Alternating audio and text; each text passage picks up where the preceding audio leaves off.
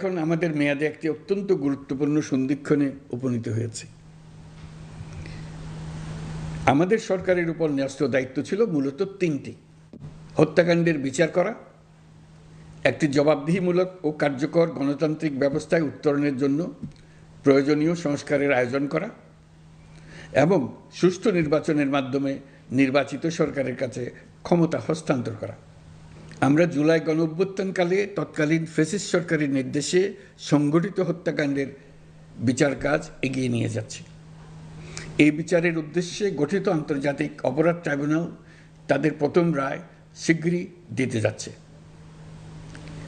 ট্রাইব্যুনালে আরও কয়েকটি মামলার বিচার চূড়ান্ত পর্যায়ে রয়েছে।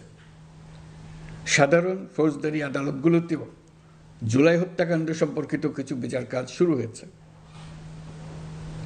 আমরা একই সাথে দেশের ইতিহাসে প্রথমবারের মতো গুমের মতো নৃশংস অপরাধের বিচার কাজ শুরু করেছি।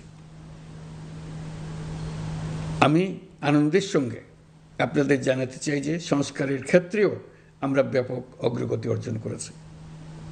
অন্তর্বর্তী সরকার নিজ উদ্যোগে বা বিভিন্ন সংস্কার কমিশনের প্রস্তাবের ভিত্তিতে অনেক গুরুত্বপূর্ণ সংস্কারের কাজ সম্পন্ন করেছে। কিছু প্রস্তাবিত সংস্কারের কাজ এখনও চলমান আছে। অধ্যাদেশের মাধ্যমে বা বিদ্যমান আইন সংশোধন করে বিচার বিভাগের স্বাধীনতা, বিচার ব্যবস্থাপনা, আর্থিক খাতে স্বচ্ছতা, প্রাতিষ্ঠানিক সক্ষমতা বৃদ্ধি, ডিজিটালাইজেশন সম্প্রসারণ ও দুর্নীতি প্রতিরোধে বিভিন্ন সংস্কার সম্পন্ন করা হয়েছে। ভবিষ্যতে সুশাসনের জন্য এসব সংস্কার বড় ভূমিকা রাখবে বলে আমরা মনে করি। আশা করি আগামী নির্বাচিত সরকার সংসদে আলাপ আলোচনার মাধ্যমে এসব সংস্কার গ্রহণ করবে। আমাদের আরেকটি গুরুদায়িত্ব হচ্ছে সুষ্ঠু নির্বাচন অনুষ্ঠান।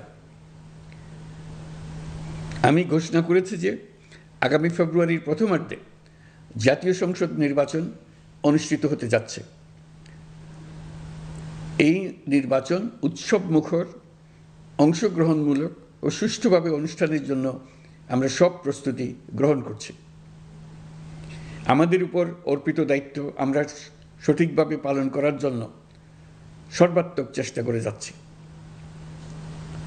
প্রিয় দেশবাসী, রাষ্ট্রকাঠামো সংস্কারের প্রস্তাব তৈরির লক্ষ্যে জাতীয় ঐকমত্য কমিশন নিরলসভাবে গত প্রায় 9 মাস ধরে কাজ করেছে। এই সময় কমিশন জুলাই গণঅভ্যুত্থানে অংশগ্রহণকারী রাজনৈতিক দলের প্রতিনিধিদের সঙ্গে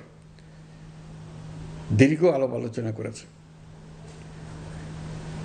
অত্যন্ত সৌহার্দ্যপূর্ণ পরিবেশে